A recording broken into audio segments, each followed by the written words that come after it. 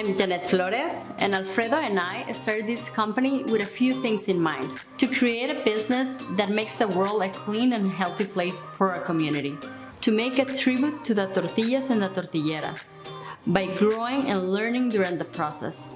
That's our passion. Inspired by San Diego and my hometown, Sonora, Mexico, we strive to make a gluten and grain-free handmade tortilla for people who have food allergies, without sacrificing flavor and texture. It took months and many pounds of cassava flour to make a tortilla that we felt represented the tortillas that I grew up eating in Sonora, Mexico. We are really excited to offer more handmade tortillas rooted in tradition with a California twist. Our tortillas are proof that you can have it all. You can have clean label, texture, flavor, and good vibes. Hi, I'm Janet Flores. I am the founder of COYOTAS. COYOTAS is a gluten-free, grain-free tortillas made of cassava flour for the moment. That's what we do. Beautiful. Hello, my friend. How are you doing? Good. Thank you. Thank you for inviting me. Oh my goodness. You know what? I literally get so excited when I find someone or my interns find someone and then we invite you. I sometimes remember how you came to be. Sometimes I don't, but I just get so excited because I don't do any homework. I don't know what you do prior to you coming, because you are the best keeper of your story. And so I figured, I go, why read about you and why do all this stuff when I'm like, I'm going to get it right from Janet. So I always say, let's start at the very beginning, at the very, very, very beginning. Before we talk about company, before we talk about education, where are you? What do you, well, like, who raised you? Tell me the story of you before school. Okay, I was born and raised in Mexico, in Sonora, Mexico, which is border of Arizona. Okay. So it's really close by the border. Okay. Born and raised all my life. Then I moved to San Diego. Right now I'm in San Diego, California. I studied here culinary arts. I did an associate, but then I was like back and forward in Mexico, here, everything, right? I love San Diego. So when I moved to San Diego, I was like, I want to be there for the rest of my life, right? All right, wait. See, already I'm stopping you. I'm already stopping you because I'm intrigued because you started and then you went right to like college. And I'm like, no, there's so much more. You were born. So you're born and then you went to college. I'm like, she's a genius. She's a genius. I was 2 years old when I went to college. So how was it? So were you living both in California and Mexico? No, well, for my first 20 years of my life, I was born and raised in Mexico, only in Mexico. Yeah. Okay. I mean, I was really used to US because we travel, since I live close by the border, we travel every, I don't know, twice or more times a year. Yep. But to Arizona. Okay. Which is 3 hours drive from where I live. Yeah, the equivalence of Boston and New York, same exact thing. Whereas I go, you go because you're like, I go, hey, let's go, like a big day in the city, a big day in the States. Exactly. It's or for the summer, to spend the summer over there. Okay. So yeah, but everything in my life, what I eat, everything, I was born and raised in Mexico. Like my culture, everything, my family, everybody's in Mexico. Yes. So I have friends that are my family that are in Mexico, in Guadalajara. So I try to go every 2 to 3 years. I'm in Guadalajara, and it is my family, my friends, my love. Every time I go, I know the essence of it. And everyone's like, well, have you ever been to Mexico City? I'm like, no. And they're like, why? I'm like, I go, it's because I live in Boston. I could go to New York, but I love the Boston. Guadalajara reminds me very much of it's smaller, it's more attainable. So how far are you from Guadalajara? I'm in Sonora, and then it's Sinaloa, and then it's Jalisco, where Guadalajara is it is far. Well, 24 hours drive. I don't know, 2 hours flight. Okay. But my town is smaller than Guadalajara. It's a really, really small town. Yes. How was that growing up? So do you have siblings? Yes, I have 3 brothers, 2 older than me and 1 younger than I. Yeah. One girl, 3 boys in Mexico, in a small town. That means even dating someone would have been like challenging because you have 3 brothers. Well, I mean, the good thing, like my brothers, all my family, like they let you be, you know, like they let me be. Like if I dated someone they hated, they only like tell me like, are you gonna get tired of him? You know, like. But that's Very good strategy. Exactly. And I was like, oh yeah, everybody's realizing, you know, like. But that's the only thing I got from them. They weren't, I mean, they were like protective, but not overprotective. Okay. Like my parents too. I was really free, like all my life. Yeah. That is sometimes unheard of when you are the only female in a family, because everyone becomes that, you're in the bubble and everyone's very protective. But in a small town, they're just like, I'm going to watch everything. And if we don't watch everything, other people. So it's very, very unheard of, which leads me to the fact that were your family members, were any of them entrepreneurs? Because the only groups of people that allow you to be free are anyone that has an entrepreneurialness in their system. I don't know. I think mostly my mom, she's not an entrepreneur. She didn't work until now, like when we grew up. But since she got married like really young, she was 17 when she got married. I think she was like, live your life, like enjoy, live, do whatever you want. Don't let nobody tell you what to do, you know? And I live like in a, how do you call it? Like, since my grandmother, we live the opposite of all Mexico and more in small towns. Like we live in a, like the mothers were the strong woman in her family, the woman. Yes. So they respect like my brothers, everybody respect like what we want to do and where we want to go and everything. Like I didn't got in my family. Like, I think your idea is not good, you know, like they let me do my idea. And if I made a mistake, that's my fault, you know? But you had the support of them. That's great. So what do other people, I mean, what are your parents doing? Like, what the careers that they are in? Because I want to get an understanding of not only the family dynamics, but how did you become or even think about going the route of being an entrepreneur? And what was your major in school? So I'll let you talk first. So there's a couple. What was the dynamics of the house? What was your major in school? And what led you to becoming an entrepreneur? Okay. So my dad, he used to have the first like fast food restaurants, fast food restaurants back in town. Like they were like literally like McDonald's back in the days, you know, like really like everything, how they move, how everything, they look like that. So he was an entrepreneur in that way. And then he stopped it and he started doing real estate, like where he has the properties of the restaurants. He just did real estate. And then basically that's it. I mean, from my mom's family, they were farmers, agriculture. I don't know how to say it. I don't know if farmers is a good word. And then on my father's side, they were lawyers. So nothing to do, like they were so different. But I grew up mostly with my mom's family in the outdoors. Yes, exactly. Like experimenting.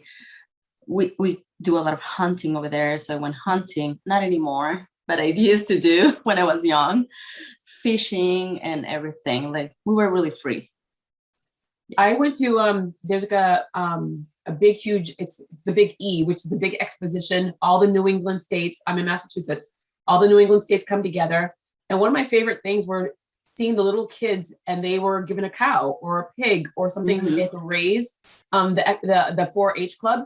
And I have to say that the respect that these young kids, and I'm sure you have as well, the respect for where your food is coming from always makes me so happy. So I'm first generation born in America, from America, families from Haiti.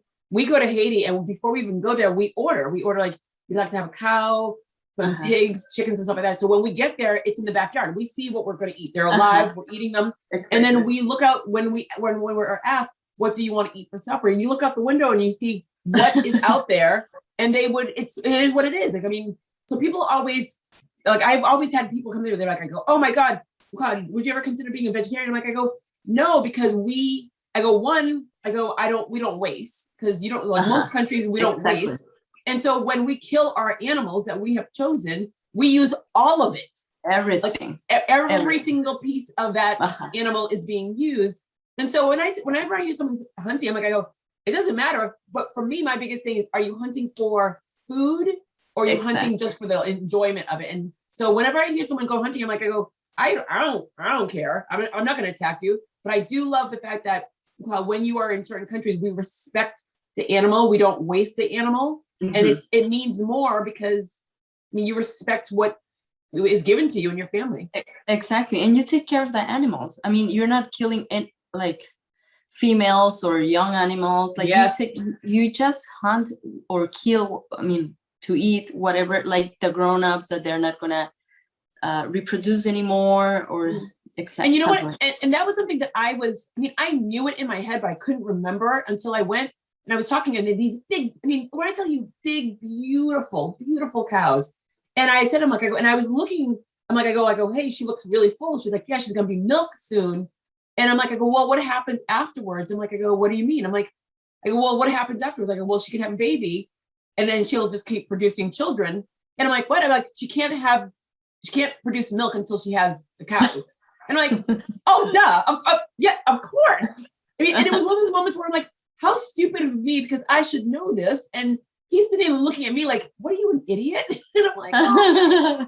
So it is one of those moments where, and then of course, then I ask the question, like, what happens after they're too old? They're like, well, I go, they could either live their lives or they become mincemeat, because they can't become steak, because all the nutrients goes to the milk and or the children. I'm like, and I'm like, da-da! Yeah, it was the stupid Jodi aha moment. No, but everybody has it. Yeah, it is. So, all right. So your mom's side of the family has the farm. I go, your dad's side of the family, business oriented. What do you go to school for? I mean, what between learning both these different worlds, what do you go to school for? And what's that first job that you have? Okay, I went to school like for finance in another city in Mexico. Like I was studying finance administration. I don't know if that's how we say in English, right? How did you go into finance? I know, because you know what?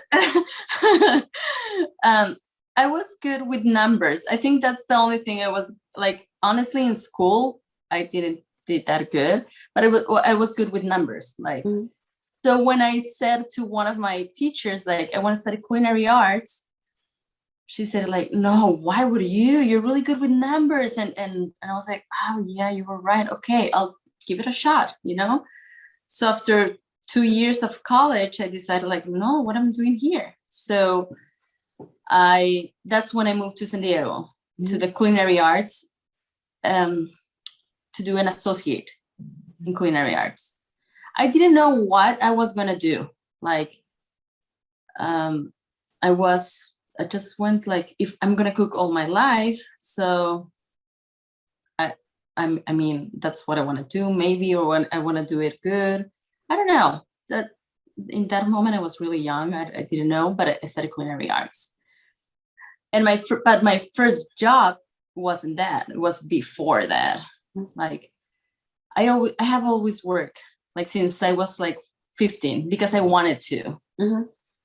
Like my family, one uncle, he has an ice cream, I don't know, like industry company. Yep. So I used to work with him, like selling ice creams when I was like 15. And then my brother put another business, and I used to work with him in his business, like customers, like customer service. As customer service, exactly. And then I did a little bit of real estate. I was like 19, and I was like, yeah, I'm the realtor here. In Mexico, you can do that. I know here you can, but in Mexico, you can. Well, depends. The age limit is different when your family owns the business, because too many times when your family owns the business, everyone is helping. And so it's never a thought of, oh my God, like I go child labor. It's just like, I go, it's my family business. I go, this is, and it's family business. It's daycare. It's where you do your homework. I mean, it's always in the restaurant or the store or things like that. Yeah, that's never a thought. Yeah, I was always in my family business, like the three of the real estate, everything was family business. Yep. So I always like to work. I don't know. I always like to experience new things, right? To learn something. And so then, well, I'm back to culinary arts. Yep. And I was here in San Diego. I love San Diego, honestly. And then I graduated and I did my internship in TV related production, culinary production. And then I moved back to Mexico because my student visa expired and everything. So I moved back to Mexico City. And yeah, How was that? I had like this cultural shock, even though I'm from Mexico and I was like in my country, I was like, what's happening here? You know, like I was used to, well, the small town, the outdoors, or San Diego, which flip-flops and shorts and everything. Yep. And then I moved to Mexico City and I was like, I don't know, it was too much. Like, I like it. I learn because you have to learn. You have to very, very quickly. Yeah, very quickly, because I think Mexico City is like the real concrete jungle, you know, like that's, I mean, I know you say New York, but Mexico City is like the real thing. And I was there for 2 years. 2 years. Well, all right. Well, I'm going to pause you for a quick second. You're in Mexico City. So so I was in Mexico, literally March 2020, I'm in Mexico. Okay. And so imagine, like, I mean, I'm there when the pandemic started and I was like, do I go back to the States? Do I stay here? And my cousins were like, stay in Mexico because the United States is shutting down. So I was there. But also what was very interesting, March 2020, was how it was what was it called? It was the Day of No Women.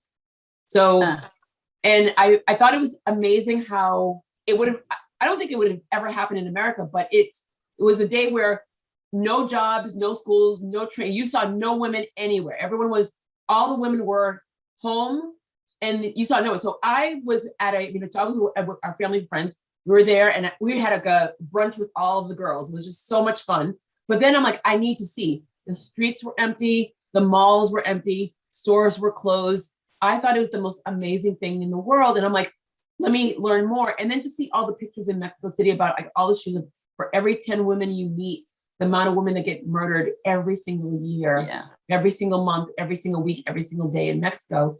And so you're from a small town. How do you go into Mexico City? Now you're learning and you're seeing the jungle of Mexico City.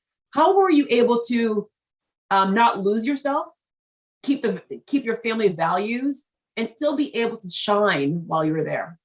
That's a good question. Yeah, because everything there is like mostly, what can I say, pretending. And I that's one of the things I think I always say true to myself.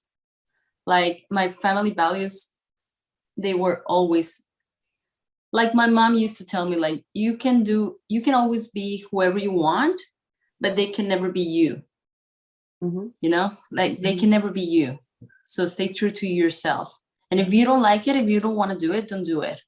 Like whatever it is.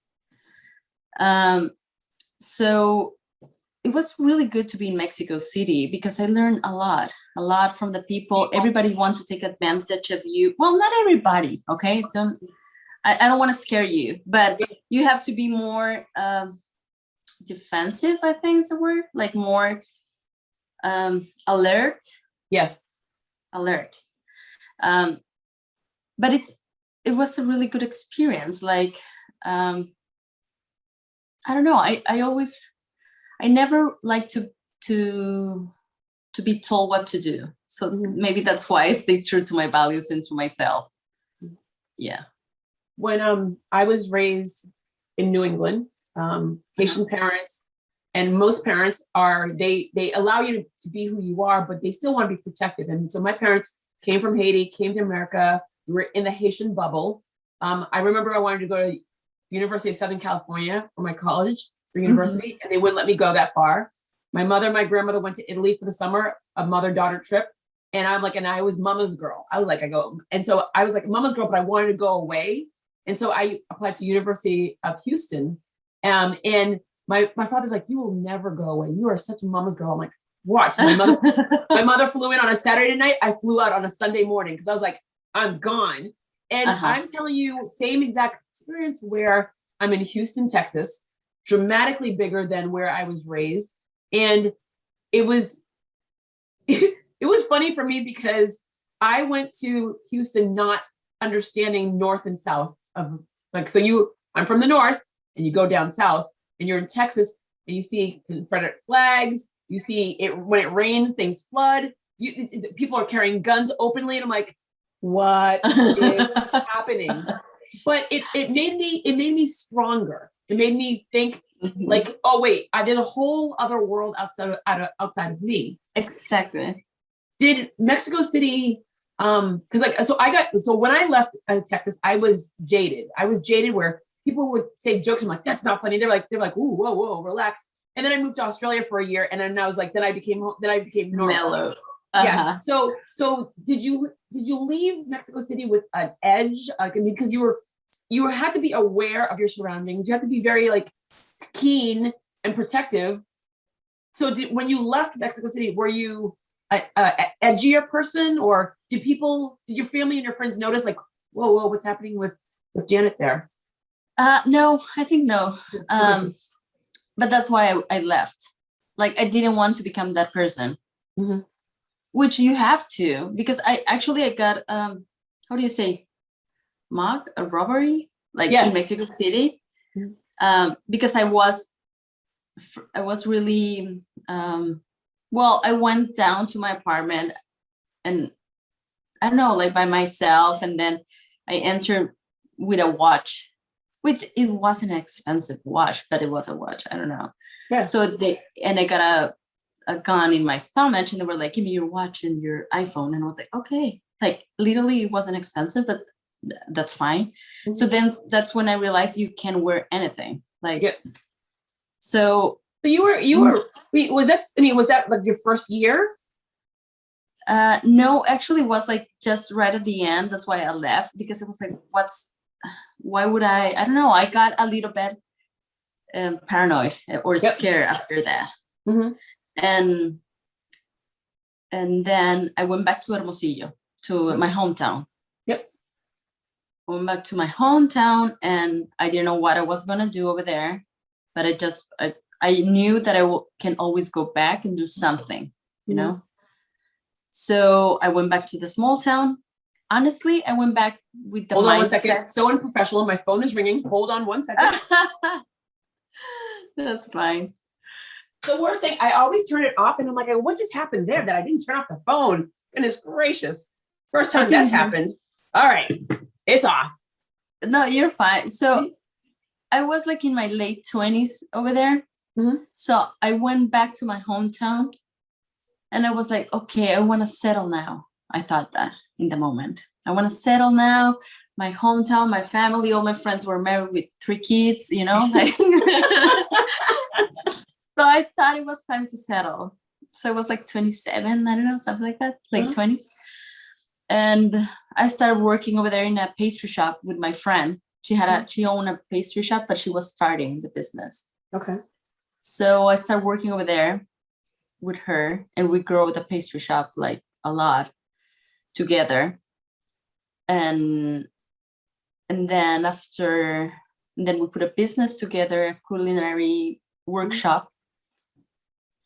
And then after, I don't know, 5 years in my hometown, now early 30s, 33, I got invited to a Tony Robbins event, a seminar in New York.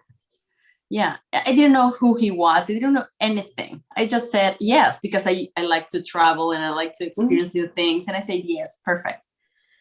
And then over there, do I continue my story, or do you have another question? No. Keep going. I stop you when I'm ready, but like right now, I want to see where this. Okay. I want to see where this goes. So after 5 years, like really in my hometown, really stable, with a good job, everything, I went to the Tony Robbins event with my own business and everything, right? Uh-huh. And right in the event, I realized that I needed to start another thing. Like, I needed to start all over again. And then that's when I decided. That's where, now I have the question. what happened? Because you were doing good. You were ready to go. You're like, I'm in my good spot. I go, business is doing good. Everything is fine. What did Tony Robbins say that made you say like, nope, I got to change it? Like, I mean, all of a sudden you go on this trip and mind you, when you probably came home, everyone's like, wait, what happened in New York? So what happened? Exactly. Like you were only going for a weekend, you know? First of all, that I wanted to come back to San Diego and do something. Mm-hmm. But I was waiting. I don't know what I was waiting for that. You know, like my circumstances, like I'm not American, whatever I was waiting for or excuses I had, didn't let me do it. Okay. So, and another thing that Tony said, like, how do you look yourself in 5 years? Like, right how you are right now? Mm-hmm. And I was like, no, I don't want to be like how I am right now in 5 more years. Like, it's going to be the same. Like, I was scared to be like too routine, you know? Uh-huh. Like at first when I moved to Hermosillo, it was fun because the business was new and we were growing and blah, blah, blah. And then it was the same for the past year. I don't know, something like that. And so I felt like I was in my comfort zone. Yep. Like really comfortable, really, really comfortable. And then I realized that I have like also two, how do you say that? That I grew up with two ideas. I don't know if ideas is the word. It's another word, but I can't remember right now. Like, first of all, obviously in Mexico, they expect you to get married when you are like 20 years old. Mm-hmm. Even my mom, she told me like, yeah, a lot of my friends, same thing. They were here and then they go back home and they get so stressed out because every single week, I swear to God, every single weekend they're like posting another wedding. I'm like, how many friends do you have and how many weddings do you go to? This is crazy. Exactly. Like they expect you to be married and have children and that's it for you. Mm-hmm. That's it. Like you're going to be the great mom and getting married is going to be the happiest day of your life. Of course you have to be happy, but not raise a girl expecting that it's going to be the happiest day of her life when she gets married. Yeah. That's what I like. I struggle with that. Right. Yeah. So I didn't want to get married until I was financially independently financially sound. So yes, independently financial. Oh my God, I'm like, but yes, independently. Sorry, independently financially secure. Exactly. But also, I thought that a woman that is independently financially secure couldn't have a great marriage. You know, mm-hmm. So that there were two ideas that were like that they don't fit together. Yeah. So I wasn't like really successful financially. I was good, but not like how I wanted to. Mm-hmm. And I wasn't getting married. So because I couldn't fit together both of them, right? Even though getting married is not, or a couple, let's say, right? Mm-hmm. So because also I grew up in a culture where the machista, you know that word. Oh, obviously. Yes, I do. Yep. Mm-hmm. So again, being Caribbean, we have that in Haiti, we have that clearly. It is what we are, it is embedded in us. So yes, I know it very well. Exactly. So I didn't want like to depend on a guy, like only because he financially support me, you know, like, so that's why I have always worked, I think. So Tony, so yeah, like everything in Tony Robbins was like, I can start all over again. Like I will move to San Diego. I don't know what I'm going to do. Like maybe not to leave, but to visit, like to do a gap year. Yep. Because I couldn't work here. So it's like just a gap year and I have friends. So I went back to my hometown and I told my business partner, my boss, because she was my business partner in one business and my boss in another business, right? How did that conversation go? I was like, when I saw her, I was like, I need to talk to you. And she was like, yes, you haven't been yourself lately. You have been, and I was like, yeah, that's why. Like, the first day I got from the trip, I needed to talk to her. I started to decrease my work months before I decided, like I started to be not that productive, to stop being productive, which I think that it's signs of the universe. Yes. That you have to stop it. I was just going to say that. I'm like, you were telling everybody before you said it out loud. Exactly. And that if you don't pay attention to that, and if you don't do what you like, if you don't pay attention to that signs, I think you do worse. Like my relationship with her would have been worse, and I wouldn't end up in a worse situation professionally with her.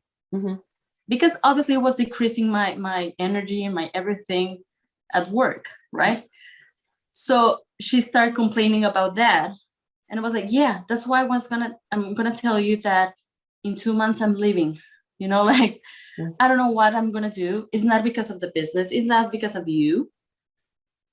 There's something in me that is telling me that I have to start all over again. I don't know. I don't know what. I don't know where. I don't know what. Oh, well, I didn't know where in San Diego. But I don't know what I'm going to do. So don't take it personally. It's not like I'm going to open another pastry shop, or it's not like I'm going to go to another job. It's not like something you have done wrong. Right? It's like, I love this job. I love this business. I love everything, but I'm not fulfilled. So I think that's one of the things that people don't they don't hear. They know that they're not fulfilled. They know they're upset. They go on social media. They tell everybody else how unhappy they are, but they don't do anything to actually they don't do anything to make changes until someone says you're fired. Exactly. That's what I was going to tell you. Like, I was going to get fired in months if I didn't did this, right? Yep. So, or that's the same in a relationship or wherever you are. Like, if you don't, like, don't wait until they tell you what to do. Yes. Because you end up doing that. I mean, the relationship is going to end, your work is going to end, whatever you do is going to end, like sooner or later. 100%. I think that's one of the things that if nothing else, that lesson right there, you verbalizing it, you knowing it, and you making change. And yeah, a Tony Robbins, the weekend was the push for you, where exactly. you knew it all along. But the weekend was the final, like, let's push her over the edge. Exactly. Like, exactly.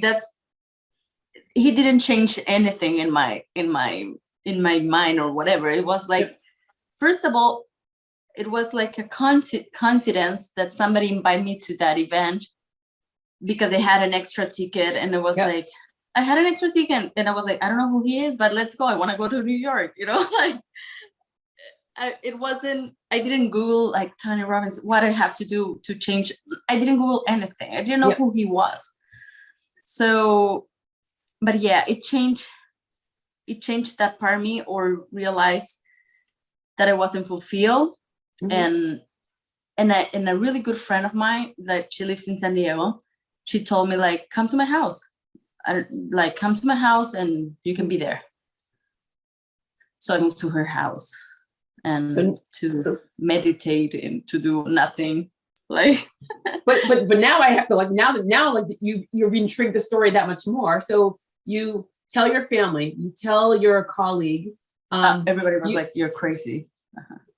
Because you've been doing things, but I feel like they could have said the same thing when you left from finance to culinary arts as well. Yeah. I mean, that's something that I've done through all my life. Like, when I moved to Mexico City, my dad was like, you're not going to Mexico City. And I was like, okay, are you going to support me financially here in Hermosillo? And he was like, no, you're 25 years old. I was like, okay, I'm leaving. Bye. Like. So this has been your pattern. So they're surprised, but it's like you keep them alive by saying, guess what I'm doing now? Guess what I'm doing now? Guess what I'm doing now? But now I want to know what you do now, because like now you're in San Diego. Between San Diego, meditating, how did the company start? Well, I moved to San Diego, and I the only thing I knew is that I wanted to do something. I didn't want to work for somebody.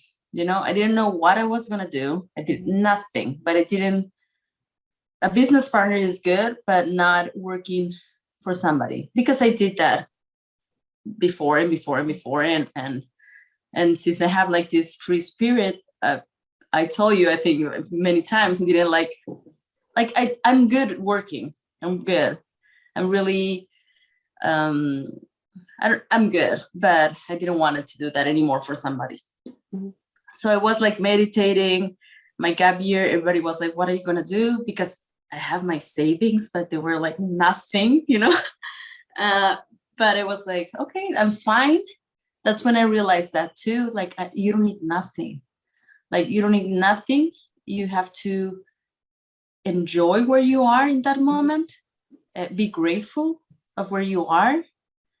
Even though I didn't have like a job or a plan or whatever, I was really peaceful. And I knew, like, I always knew that the worst situation is like, go back and find a job. That's fine. I mean, I can do that. Yeah. But I was putting myself out of the comfort zone, like what I'm going to do. But I trusted that something will come out, And obviously the other day they asked me like, but you dream with having a tortilleria? And I was like, that wasn't my dream. Like, but I think it's like a way to be part of my dream. Like, I wanted my own business. I wanted my family. I wanted like stability, everything, but not exactly like my dream is to make tortillas, which it is. I mean, I enjoy it really much. Wait. So you said it, but I'm missing something. So you leave home, you tell your colleagues, you tell your family, everyone thinks that you're crazy. You're going with the flow. Like I am going with the flow. You go to San Diego, you're meditating, you're talking to me, but I'm like, then you start mentioning tortillas. I'm like, wait, something's missing. Like, how did you even get here yet? So how did it happen? Oh, okay. So being at my friend's house and going to the grocery stores here in San Diego, like, I like to eat tacos like almost every day, like breakfast tacos on the streets of Mexico. I'm not going to lie to you. Best things ever. Best things ever. Like, you don't need to go to a restaurant. You have to go to the street tacos. That's where you eat. Everyone, like we did that. I mean, literally almost every night I was in Mexico. Like we would end the day where like, which one do we want to go? And I mean, and there was always a line, and it was like, I don't speak Spanish. I know it's horrible. I should, like, at this point in my life, I go to Spanish speaking countries, and I should know how to speak Spanish. But literally, they don't care. They look at me. They're like, she has some Caribbean genes in her. She's fine. She'll pass.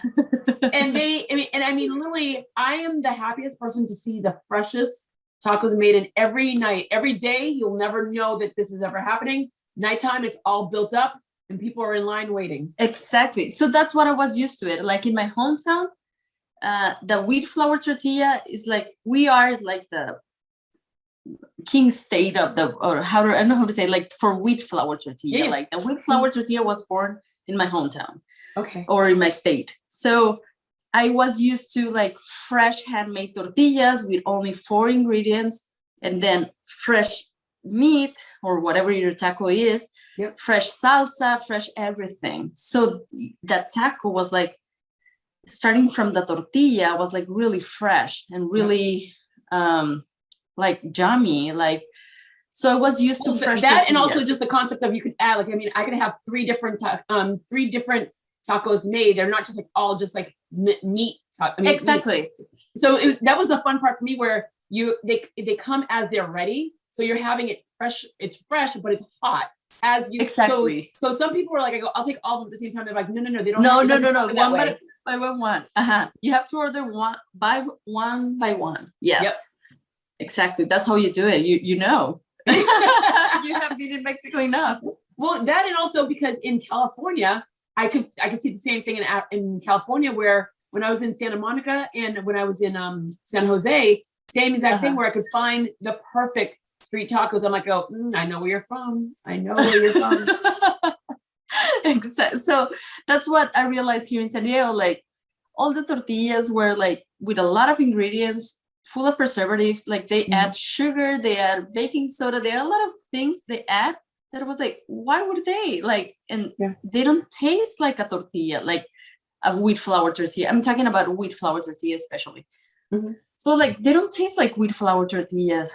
And so I start thinking like, well, I'm gonna do my own wheat flour tortilla. But even though I'm Mexican and I'm from the wheat flour tortilla state, I didn't knew how to make wheat flour tortillas. Like I've never done tortillas in my life. Something that it's like when I was in culinary school here in San Diego and we had like this Latin class, everybody was like, okay, you Mexican, you're gonna teach us how to make tamales and tortillas. And I was like, why would you assume that? why would you assume that? I've never made tortillas in my life, you know, and not even tamales. I mean, I like to eat them and I love them, but why would I know, you know? But everybody has like this stereotype that we were born doing tortillas, no?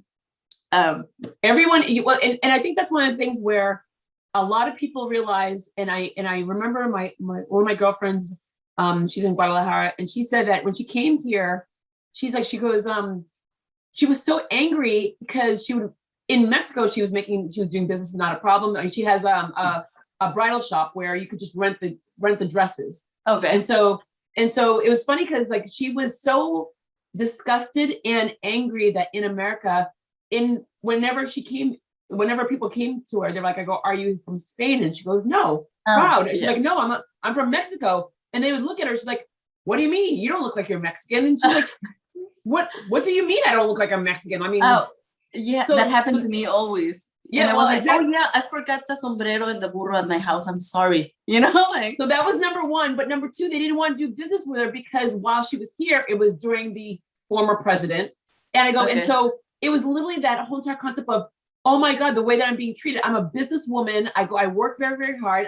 I'm very successful in Mexico. And I come here and I'm like, what happened? I go, and then she went to Europe and she was successful. So she was just so frustrated. So coming in, and I can hear like people in their comments, but even starting a business where it's in San Diego, how was that for you being there? So it wasn't easy, but that's why I wanted to do tortillas. Like first of all, like to dignify the tortilla. Yep. And to stay true to myself. Like, yes, I was born eating tortillas.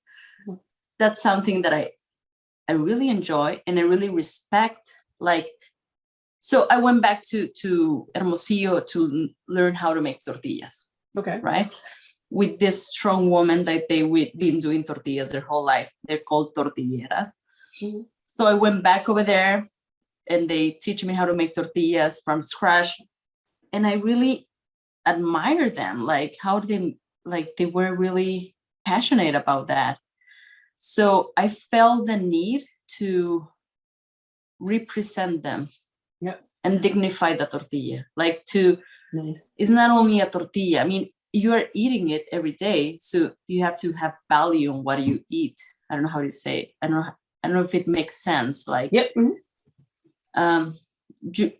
so it has to be like with good ingredients. It has to be made with passion. It has to be made like real thing, not just because it's a tortilla, you know, like better grab a piece of paper and put it like your taco.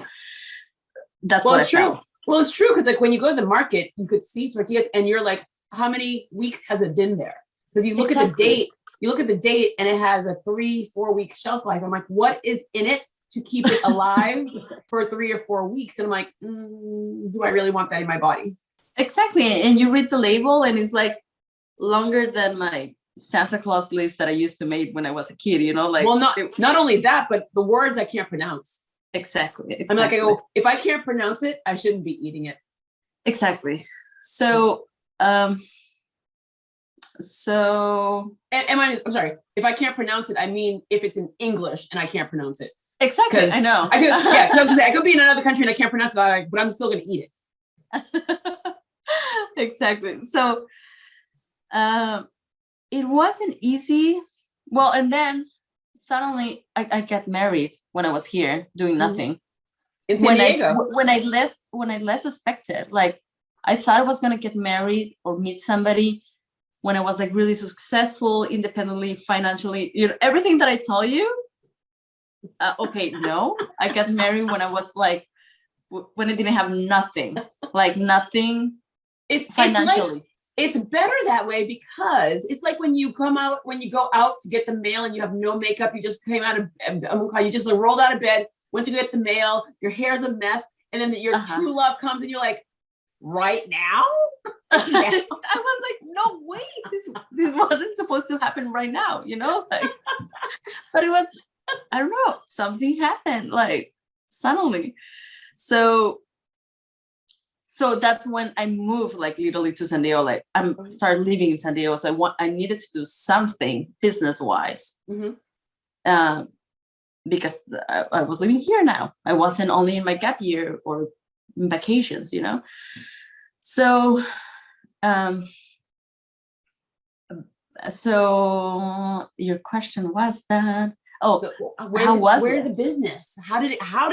So now we go back. We are in Mexico. We're learning this. And by the way, you learned. All right. Yeah. Okay. You learned traditionally from the women, and what do you call them again? Tortilleras. Tortilleras. Tortilleras. Okay. So you learned from them, and then I'm wondering, why didn't you learn from your mom? She didn't. Yes. Not even my grandma knew how to make tortillas, honestly. So wait, where did they get them? Because you have like the convenience store, or you have like the tortilleria. You have like a tortilleria like right on the corner of your house. They're making tortillas every day fresh. So you go and pick them up and they're like hot. There you go. You have to get to your house and like cool them down, because if not, they stay together. Yep. So they stick together. So there are like these tortillerias all over, like small tortillerias, not even branded, like it's in a plastic bag, not even branded. Or you can go with your tortillero, they put it inside your tortillero. Like it's not like perfect. Well, no, when you're saying it, because I remember going to a friend's house and I was bringing her flowers, and then there was a woman that she had a cart and she was just doing her thing, and I'm like, okay, that's what it is. And I think that it doesn't faze me because I travel so often to different countries, and you're just seeing. I mean, I will eat street food because I know what country I'm in and it's safe and things like that. So I'm like, I go, all right, not a problem. So I don't even think about it until you just said it. I'm like, oh, but of course I remember seeing them all over the place. Exactly. Okay. All right. So now rewind. Because I still have so many more questions for you, and I don't want to take so much of your time, but I do have. So I want to get to the answer so I can ask my other questions. So how did the company start? Okay.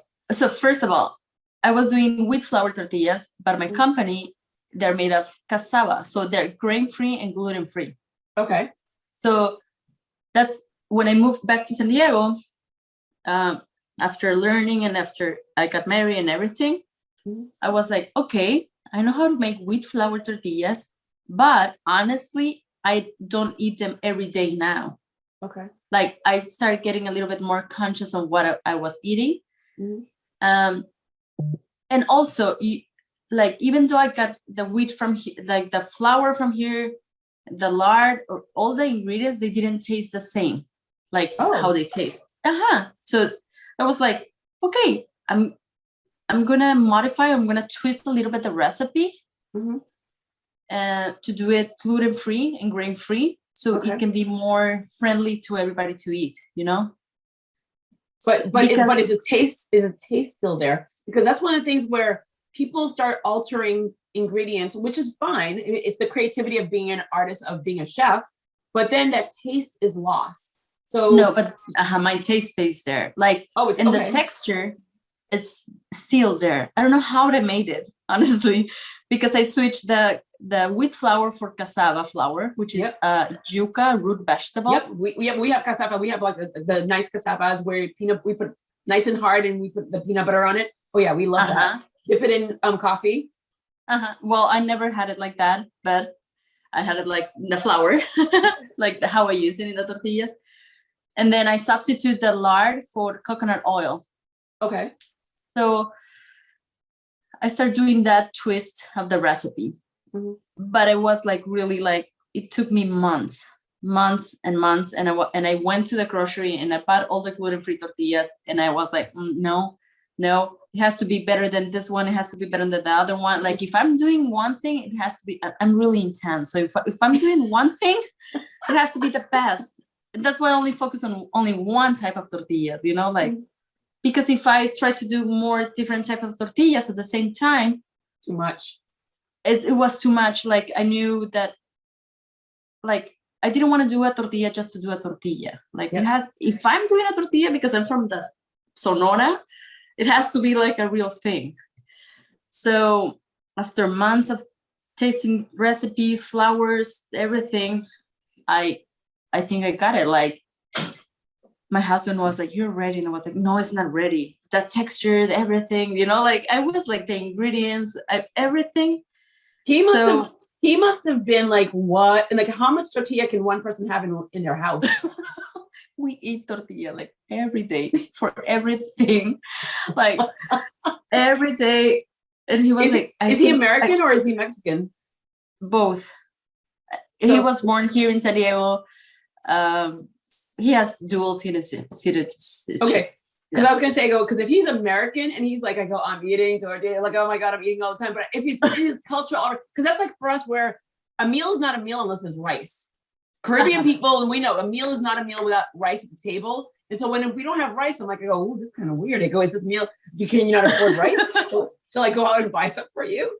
So I'm thinking, I go, it's a staple. It's like something that it's part of our culture. So, but if it's not part of your culture, you're probably thinking like, okay, enough of this.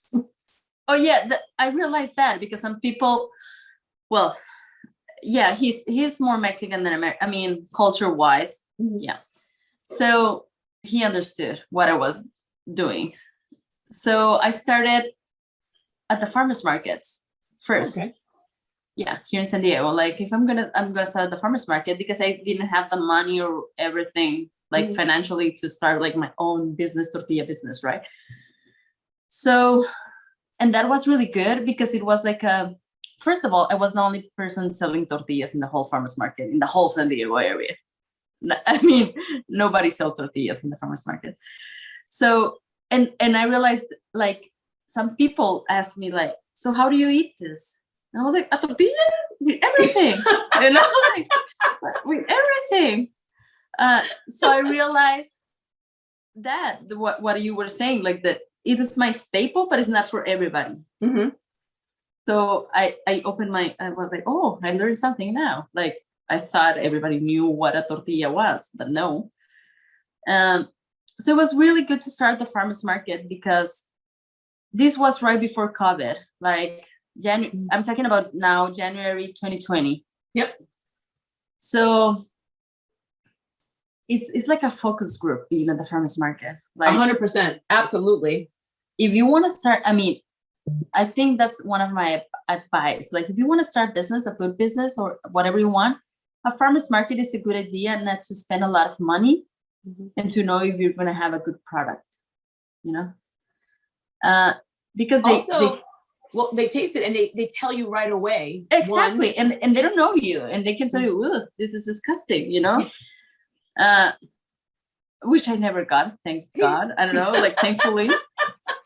The only thing that I got from a Mexican, he was like, they're really expensive. I'm going to go to Tijuana and buy some tortillas. And I was like, go to Tijuana and buy the tortillas. I mean, he ended up buying my tortillas, but he just wanted to you know. He wanted to like, give you that little dig. Exactly. And a lot of people also told me like, a lot of Mexicans like come to my how do you say, my stand? Yeah, your stand, yeah. And they were like, these are not real tortillas. And I was like, okay, try them. Just like, because they're gluten-free and grain-free, right? I was like, try them. Like, give them a try. So they try it and I was like, oh, yeah, they taste like wheat flour tortillas. I was like, yeah, I told you. I'm a Mexican. I know what I'm doing, you know?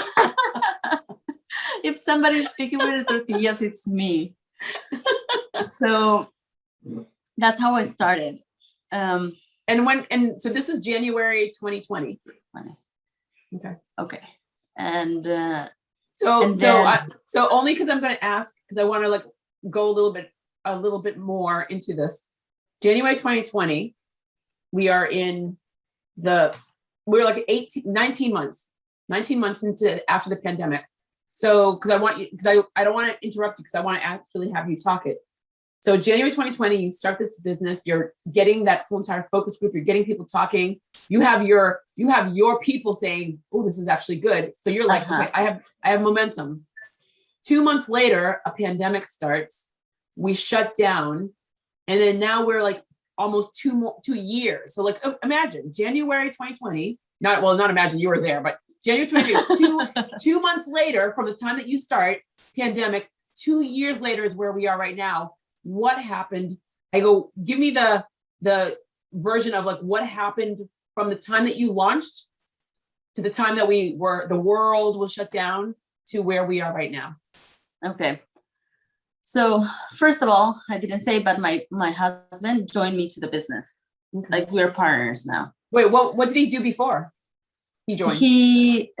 Nothing related to food industry. Okay. That's what it was. I was saying, I don't think you're supposed to say that part. No, nothing related to food industry. Yeah. So he was working he was like how do I say that? He represents Tijuana in San Diego, like the government. He used to have like a government thing. And he also used to have a cycling clothing wear or cycling wear business because he loves cycling and mountain biking and everything. So an entrepreneur married an entrepreneur. Yes. But that's the thing. Like when we got married, we decided to have a team together, like to do everything together. Mm-hmm. Right. And so when he saw me struggling and not sleeping and everything, he decided to join. Like, okay, I'm going to help you. And he was really good on that. And then, so pandemic shut down everything, no farmers market. Mm-hmm. And that's when we needed to evolve or change. Yep. So he was like, okay, I'm going to do an e-commerce. And I was like, okay, who's going to buy us online? Like how they will know about our tortillas, you know? We knew we wanted that since we started, but we decided like, okay, we want the castle, but we have to start one by one, you know, like, so the pandemic only forced us to go to the next level. Faster, exactly. We wasn't expecting that in that moment. Like, so it took us off our comfort zone and now next level. So what are you going to do? Okay, e-commerce. So we did the e-commerce and it wasn't perfect, obviously. But if we didn't start with a good thing, we waited until it was perfect. We're never going to do it, right? So we started with the e-commerce. Shipping was terrible at the beginning. I'm really grateful with our customers because we didn't put ice pack. It was winter, so it was okay, but we didn't do the ice pack, the poly mailer. Like we were super, super new on this. Like we didn't know what we were doing at the moment. Not even now, but we're better, a little bit better. So, and then we started knocking doors to grocery stores, or to restaurants, like, hey, we have these tortillas. And the good thing about our tortillas in the food industry, in the restaurants, is like they don't fall apart. Like our tortillas will last your whole taco until the end, right? Or if they're frozen and you want to like defroze them, they don't stick together when they're frozen. So they're really good for food industry. Yeah, so that by far is one of the most frustrating things about a taco, is that it falls apart. Exactly. And it is funny that you say that because I would devour, you get to the point where you eat them fast so you don't have them falling apart on you. Exactly. Like a Taco Bell where everyone's like, oh my God, Taco Bell's, where you get the Taco Bell shells and everyone knows it will fall apart. So you eat fast. And so you don't get to enjoy it because you're eating it so that way it doesn't fall apart. So when you're dealing with a taco that doesn't, I mean, it must have been a shocker for people because they're like, what do you mean it doesn't fall apart? It's like, what are you putting there? Like, what are they? So they don't fall apart. They last until the last bite. So for the restaurants, they're really good because they serve them and they eat together, like the whole taco. So we start knocking doors. We start getting orders from, I don't know, Hawaii, New York. Wait. But how did Hawaii and New York find out about you? Because now, I mean, again, we're in a pandemic. I mean, you are in a pandemic. You've just switched over to e-commerce. How are you getting the attention of other states, let alone? I don't know. Maybe like I love honestly, you. I don't know. I don't know. It was like how they honestly. Well, first, being at the farmers market, it also helped because we created a community. Mm-hmm. And here, I guess that in every city is the same, but people are really community supportive. Yeah. Like, okay, I used to eat this ones, but I don't know them. Now I'll eat yours only because it's you and you're from here and it's a community and we want to support you. Mm-hmm. Right. So when we start our e-commerce, our customers from the farmers market also start looking for our tortillas. So we ship them, we deliver to their house. Okay.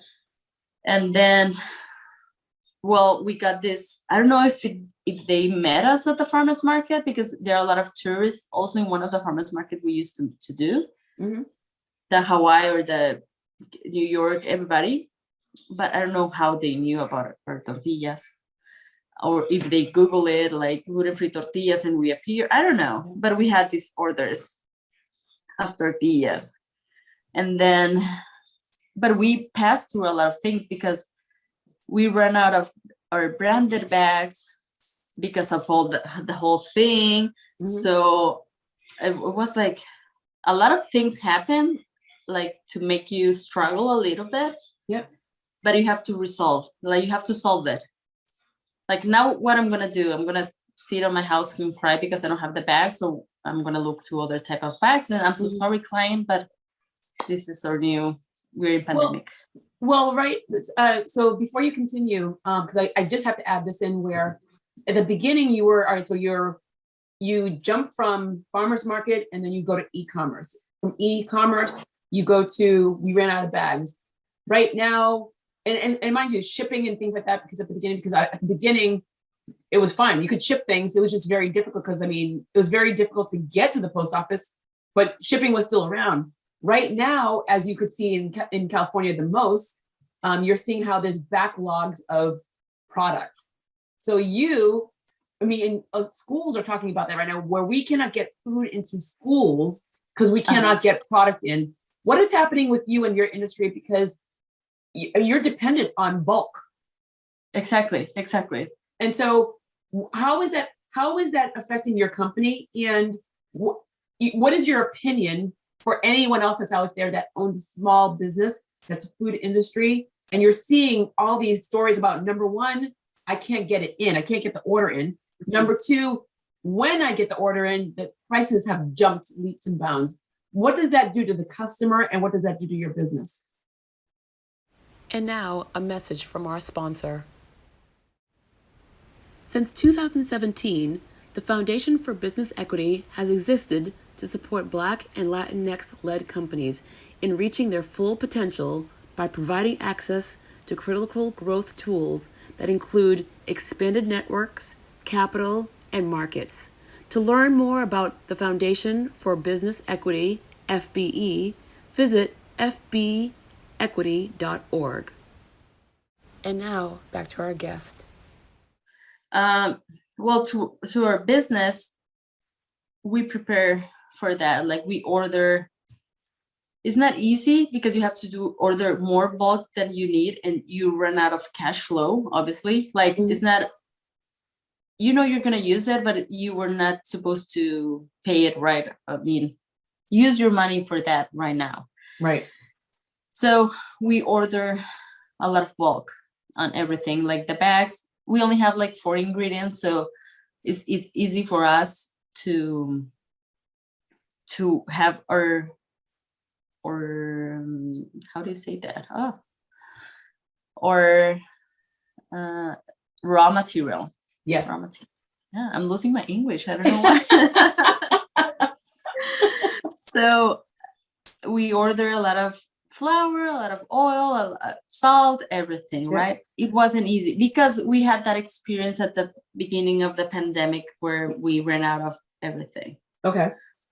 And customer wise, it was a challenge too, because nobody wants to pay for shipping.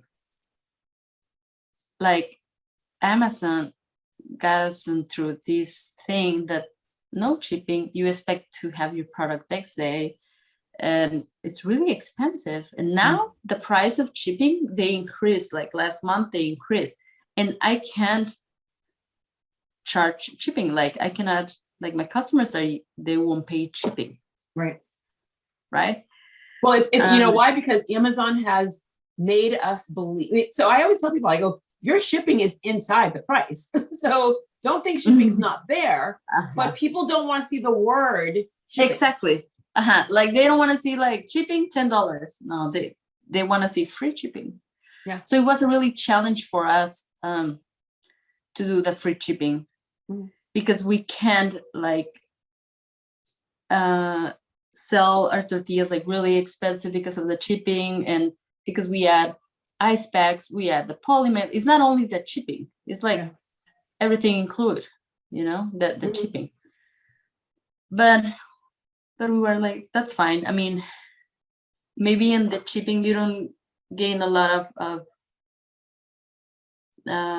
profit, but we have here grocery stores and you can compensate, Yeah. Mm-hmm. So we started doing a lot of shippings, and then suddenly something happened also that was a challenge, that when Texas froze, like last year, you remember when everything was like frozen? It was, you know what, and that I think that's for people that were in Texas, that is something that was unexpected because it had never happened before. Exactly. And mind you, it may happen again, but that was something where I was watching that and I couldn't even believe. I'm like, are you in a pandemic and Texas is frozen? I mean, what is happening here? What's happening? So that's when you realize also that you have always to, you have to change. You have to be able to change whatever circumstances you are. You don't have to get married with your product or with your situation or whatever. You have to be comfortable changing. I think that a lot of businesses that did not survive, and mind you, we're still in the pandemic, but a lot of businesses that didn't survive was because they were not willing to be flexible to the situation. Exactly. So when you said you jumped on e-commerce, the amount of companies that said absolutely not, the amount of even schools where universities where people would go and apply to this university because of this professor, and during the pandemic where they had to teach via Zoom and they're like, nope, not going to do it. And the amount of professors that said, I go early retirement, taking early retirement, because they didn't want to change. This is the way I've done it. This is the way I've always done it. I don't want to change. And then they're like, well, now what? I'm like, well, you said you didn't want to change, and you're automatically firing yourself when you say you don't want to change. Exactly. Like that's how it is. You have to change. You have to adapt. If you don't adapt, you bye. That's how you lose everything. And adapting doesn't mean you have to be like other people, but you have to adapt to survive. Exactly. You don't have to change your values or whatever you have, but you have to adapt to survive. Exactly. And this was like when you went from finance to we'll call it when you were culinary. No, because I want people to understand who you are is what makes you the perfect person to own a business, because it didn't just start like, oh, I just can't, I'm going to start a business and I'm going to be flexible. You've been doing this all along where it is uncomfortable for you, but you can thrive because you've been here before. Exactly. But that's the thing. Like all my life, I like to be in uncomfortable situations. Like I was scared of the ocean. Okay, I'm going to take a Patty, like scuba diving classes. Yeah. I hate it. I was like, the first day I was going in the ocean, I was like, this doesn't have oxygen. Help me, like, but I needed to do it. Mhm. Or I hate to do, I don't know, I was scared of whatever I did. I always like, it wasn't easy for me at the beginning.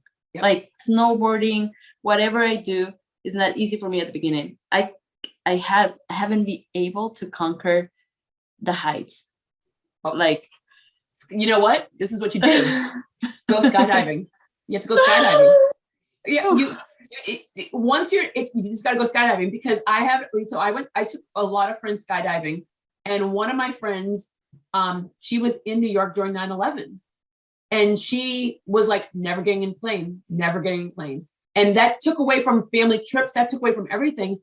And I called her and I'm like, hey, I want to take a group of friends skydiving. You want to come? She's like, what? I mean, she's like, and I was waiting for the no. I mean, I didn't even know about 9/11. I mean, I just assumed she didn't like planes, but I didn't know why she didn't like it. I never asked her.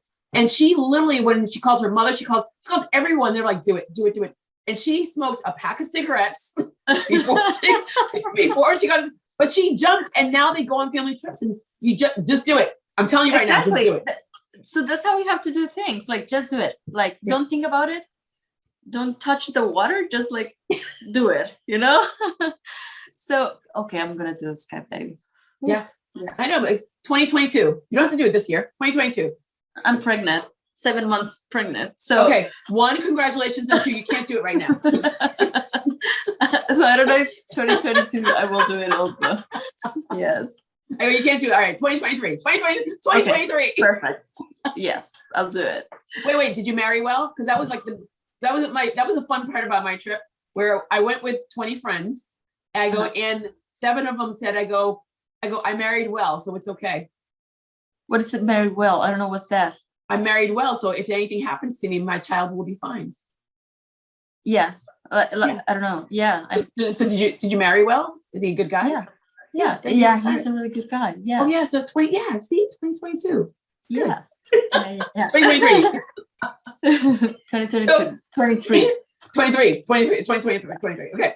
So you are, because this is me like going forwards again. And I feel like I feel so bad rushing you, but I mean, no, we've talked about so many different things, but I really want to get 2 or 3 different questions left before I ask you the last question.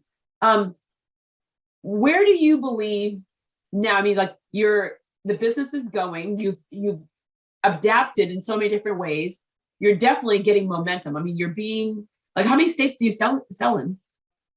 I don't know. Well, it's because we have a few restaurants in Arizona and then in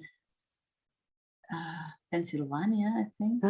Yeah, and then California. But we ship through all US. We even ship once to Canada. I don't know how. I don't know why. But we got an order from Canada. So yeah, we ship through all US, including Puerto Rico, everything. Like, beautiful. I don't know. Yeah. So as the company, now the company is growing, you're getting momentum. You're in the pandemic. So it's the best part about starting anything. I mean, I always say, like, do not leave a good crisis behind. You got a crisis in your hand, use it, find a way to succeed. Exactly. So are you running the business solely in the States or in Mexico? Like, are the 2 countries or 1 country? And also, where is it now? Like, I mean, so who's your best customer? I mean, oh my God, I have so many questions for you. I'm running out of time. I have so many questions. I mean, who's your best customer? Are you shipping? Are you building this company in 2 countries, Mexico and America? And where do you think overall you want to be with this company? The person, and I asked that because you said, I didn't know if I really wanted to like do tortillas, but yet you're here and you're popular. So I would like to know, where do we go from here? Okay, so we are only in US. Okay. First of all, we are based here in San Diego. We have our production, everything here in San Diego. Okay. We don't sell in Mexico right now for the moment because we wanted to focus on, like, first of all, like, let's grow here, mostly in San Diego, and then like you can grow all over everywhere. Okay. So we are only US. Then what's the other question, Beth? In regards to where do you go now? Like, I mean, where do you see the company growing to, or Okay. where do you want it to grow, especially because you did not want to do this before? We want to do more products based on our same tortilla, like different sizes, chips, tostadas. Oh, okay. Yeah, but based on the same tortilla, like a safflower tortilla, and that's what we want to do now. Mhm. We have been growing organically. Yep. Because we don't want to lose how we started. Like, we don't want to lose the quality, we don't want to lose the feeling of the tortilla, we don't want to lose that. Like, for us, it's really important to represent that in our tortilla. Okay. Like, not, how do I say, like, not to sell it just to sell. Yes. Like, The best that's product. like, it's my name on the back of the bag. I don't want to, like, I want to be proud of it, like, of the product that we are selling. And we wanted to migrate to compostable packaging. Like, we have a lot of plans, but we are like taking it one by one. Yes. What does your family think of this now? They're really proud. Like, they are, like, yeah. That's the other thing. Like, I wanted to do, like, to, first of all, also to inspire, or to, like, my hometown girls, like the girls, that they can do something. Like, they can, like, if I did it with nothing, I haven't done it, but if I'm doing this with nothing and staying true to myself, you can do it also. Like, don't be afraid of that. Yes. I think one of the best lessons that I am hearing from you is that you got to a goal and it wasn't a straight line to the goal. You found your own path. And I think that everyone looks at everyone else, well, look at her, look at him. They're doing it that way. I need to do it that way. And Exactly. you are proving to the young girls in Mexico, the young girls in California and San Diego, that you can get to your goal without going just the straight, narrow line. You can draw outside of the line and still get to the goal. Exactly. Because we honestly, like, you have to know what's your goal, first of all. My goal is to be on the top of the mountain, for example, hike the top of the mountain. But if you look up, you're going to be like, oh, it's a long way, You have to look like 3 meters to see, like, oh, the path takes me this way. You don't have a map. Yeah. So you have to do, like, step by step, one by one, and what feels good on you. Yeah. Like, when we went and knocking doors on some retail stores or restaurants, they were like, are you seriously here with your tortillas? Like, why wouldn't you send us an email? Like, send us an email. Old school way of, like, communicating people to people. So you're right. There's no right way to do it. You just do it. And if it works for you, it works. It's fine. Do whatever works for you. So, and then I got lost. That's okay, because no, you did good. You ended that part really, really good. What did you get out of personally? You, your husband, your brand new baby to be. What did you get out of the pandemic? And how were you able to balance owning a business, not being with your family, your new husband, in a pandemic? Like, how did you evolve as a person? Well, there wasn't a balance. That's the other thing I learned. Like, if you want to be good in something, there's no balance. I say that all the time. It's like hard or like to say it, but there's no balance. Like, we really focus on the business. Like, that's the good thing that we're doing as a couple, because we work together. Yeah. And we focus on the business. We sacrifice friends. We sacrifice time. We sacrifice family. We sacrifice everything. We were really, really, really focused on this, on making this work. And maybe you don't love the process, but you have to enjoy it. And you have to know that it's going to take you to something that you like. So I'm happy you said that, because I say this every single time I see another, work-life balance. I'm like, there's no such thing as work-life balance. One thing will sacrifice you, one thing will suffer, one thing will suffer. So Exactly. if you're going to your child's ballet or baseball or whatever class, that means your business is not getting you. If you were a business, that means that your child is not seeing you or your husband's not seeing you. I go, you have to sit there and like figure out which one is going to suffer, and how are you going to justify the, you know what, you want those brand new sneakers? Mommy has to work. Exactly. And don't feel guilt about it. And if you feel guilty about it, go in the shower, cry like a baby, because when you're in the shower, there's no puffiness in the shower, and then come back out and like, all right, getting back to work. Exactly. Don't complain about it. Don't everything. Yes. We sacrifice everything. Yeah. And there's no balance. Were you able to enjoy, like, people were like, you did so much during this time. I'm like, I don't watch TV because I'm busy. I go, I can stream anything when I'm not busy. The little small window that I have, I can stream, but it's usually while I'm cooking, and I'm like, I throw on my computer's with me, I throw on something, or my phone, and I'm watching a movie off of my phone. So was there a way that you got to enjoy some parts of the pandemic pause, pandemic vacation, whichever way you want to call it? We took the pandemic in a good way because we weren't able to travel, first of all. So I wasn't able to go to my family, not because I was into the business, which was the right, because it was into the business, but I had the excuse of the pandemic. Yeah. So they're watching this, right? They're gonna watch. Yeah.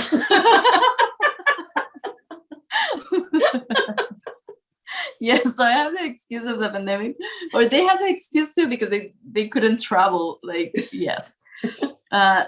So I was like, it make us focus like really in the business, and it was good. Like, you have to take your circumstances, you have to be positive about them and take them to the good way to do things, not to say, oh, I'm in a pandemic. I'm like, you have to do it.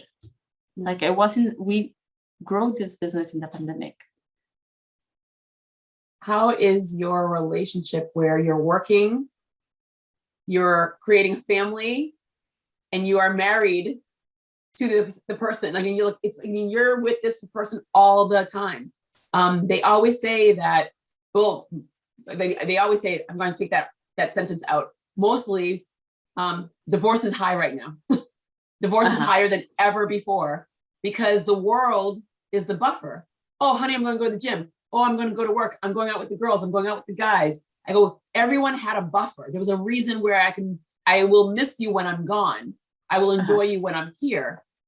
The pandemic had everyone here together all the time. And the added pressure of having your own business. How was that for you guys as a couple? It was good. I mean, we were like 24/7 business, pandemic, everything. Yeah. So I think that helped us as a couple, like being in the pandemic, like being in the business, pandemic. I don't know.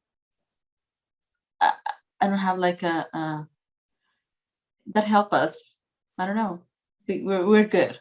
That's what we're having a baby. Well, I was going to say, I go, you're looking for words. I'm like, you're pregnant. I'm thinking it's okay. It's okay. Everything is okay. Yeah, I don't know. Everything felt so naturally. Everything felt good. Yeah. How big is your team? It's a small team. We have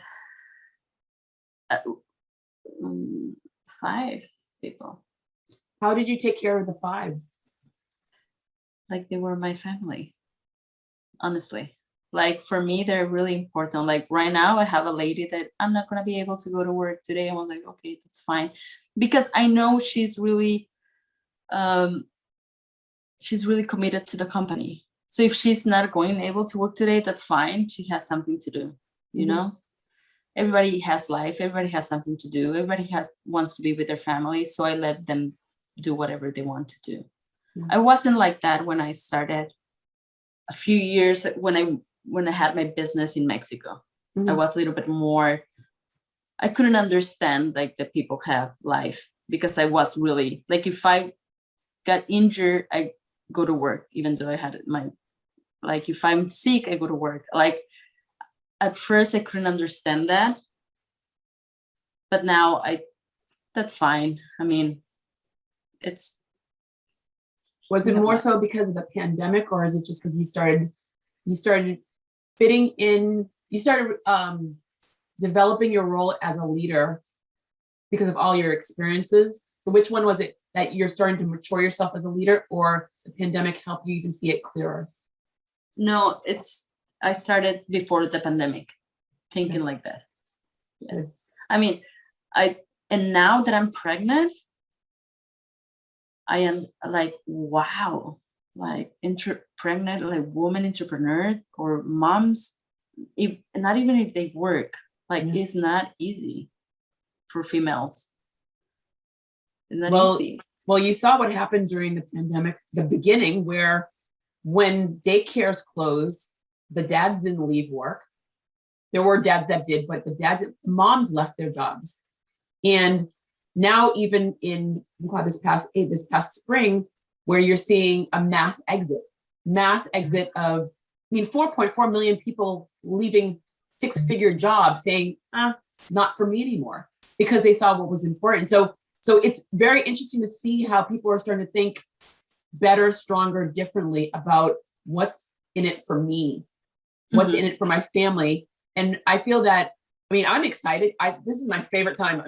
I've never been so excited about this, because people are starting, more consultants, more small businesses, more startups, more product. I'm so excited. And this is why this podcast is so important for me to share your stories, because you guys are putting so much on the table.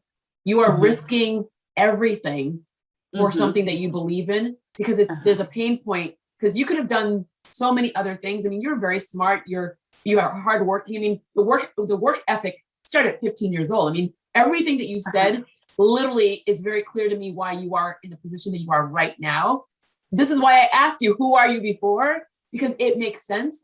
And I go, and just the realization of, I'm maturing myself as a leader, not just as a business owner, but as a leader, and taking care of my people, because so many other companies are not taking care of their people, and people are leaving. People are tired. People are really tired. No,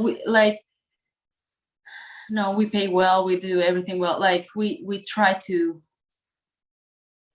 I'm really grateful with them, like to be in our company. Like because if it wasn't for them, you cannot build something by yourself. You can, but it's not that easy. So you have to know that you have to create a community as well. So that's what we created here with our people. I love it. Yeah, that I love.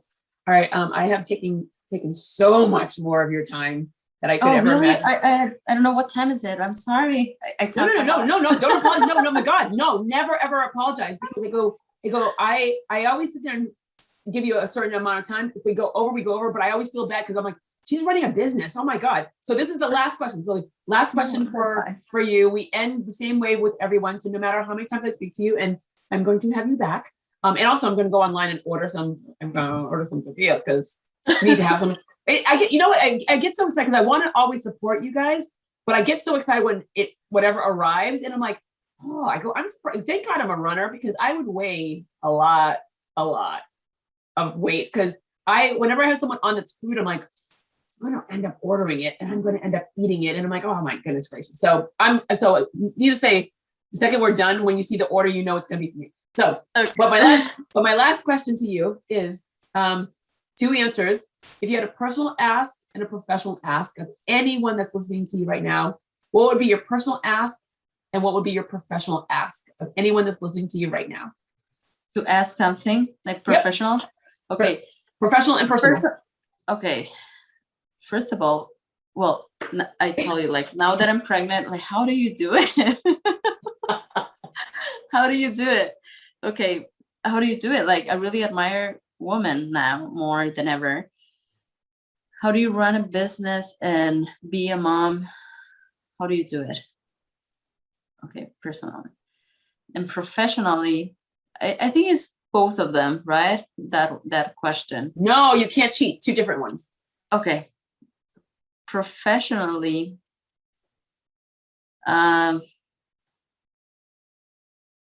is it, if you ever feel like, okay, I done it, you know, like if you ever feel like, I don't know if fulfill or no, that's not, because if you ever feel like, okay, I'm good, or you always want to improve more and more and more and more, because I do.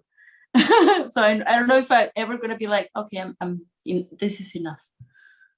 Wait. So I wait. So it's not clear to me. So your professional ask, are you, what you're saying? No, I'm confused. So you got to clarify your personal English ask. translation. No. Like, no. Your English is fine. I just want to make sure I understand. So your personal ask is, how do you balance being a mom and a business owner? That one I got. Your professional one was not clear enough. I needed to clarify. If you ever think like this is enough, I'm gonna stay here. Yeah. Professionally. Or you always want to do more and more and more and more and more. That makes sense? Is it No. a question? No, it's no, because you're putting a statement. I mean, mind you, I'm not putting words into your mouth, but I go, you're no, because you're saying it's a statement, but I want you to ask the same way you just asked about if you're asking advice about being a mom and a business owner. I want you to ask something for your business too, because you're not asking something, you're just like giving us the statement. So what is your ask from anyone that's listening for your business? Okay. See, I'm challenging you. I want this. I'm even growing my belly. I don't know why I'm pregnant belly. I don't know. I'm sorry you got me like this. Like, when do you decide to go to the next level? But that's not because your circumstances push you to the next level, maybe. There are a lot of questions that I had in my mind, and I block out. I love it because most people get stuck on the personal, and you're getting stuck on the professional. I love this. Obviously, I have a lot of questions, and I need a lot of advice. Obviously. Okay, all right. So I'll help you a little bit. So, are you looking for advice on how to grow the business? On how are you looking for business advice in regards of how do you grow your like operations business, things like that? Or are you looking for more visibility for the company?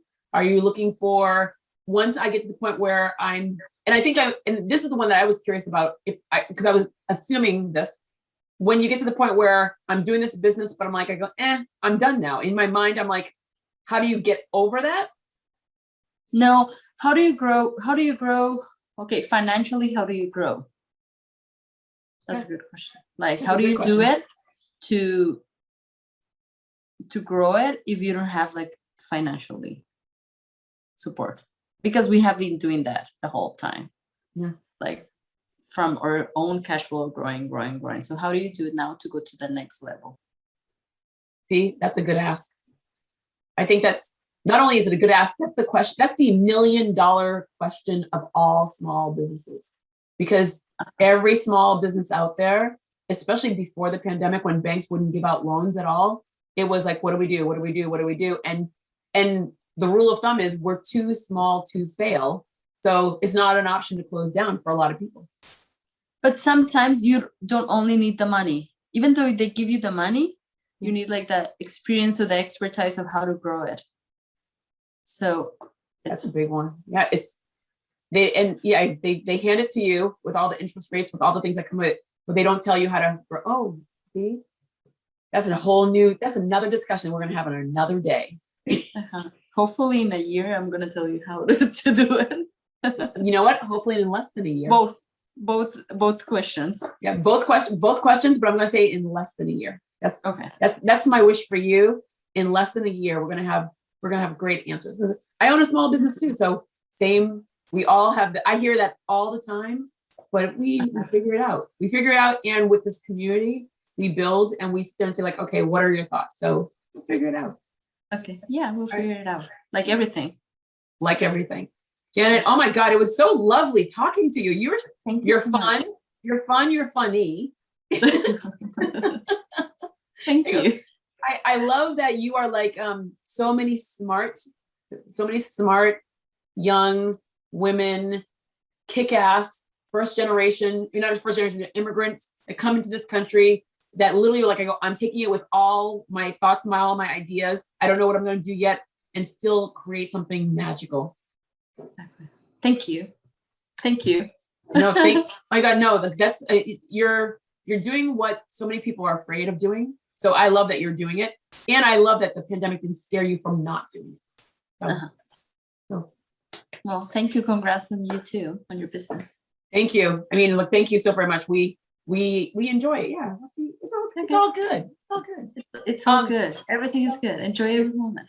The sun is shining. We're healthy. Let's just keep that way. Exactly. Until next time. Thank you. Thank you.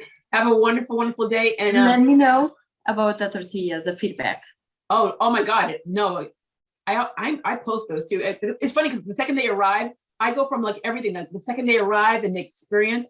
What I would like to ask you, I'm not gonna the last thing. What's your favorite things to put on it? Oh, everything. Well, you said everything before, and I'm like, I go in my mind, I'm like, what does that mean? It's because you can do like ideal? egg, like for breakfast, like with eggs, or also there's some, I don't know, every meal, everything, or just vegetables. Also, I love them. That's why we're making tostadas and chips, because I love them crispy, like crispy roll tacos. Mm-hmm. Really good. Like whatever you've had on the filling, it can be potatoes, it can be whatever you have for filling, vegan or whatever, but crispy roll tacos, they're really good. So just quick recipe. So I have my tostada, and then I put the whatever's in it, and then I roll it and then deep fry it, or do I put it in the oven? You can put it oven, air fryer, or deep fryer. But you have to first heat them up so they can be soft. Because since they go in the refrigerator, they are a little bit stiff when you get it. Yep. So if you got it in there stiff, you're like, what's like this is gonna break. But no, if you heat it up, they're gonna get really soft, and then you can roll it up. Stay tuned. I have some recipes in my webpage. Okay. Yeah. Well, this is perfect because I will try something. Perfect. Okay. Thank you, my friend. Bye-bye.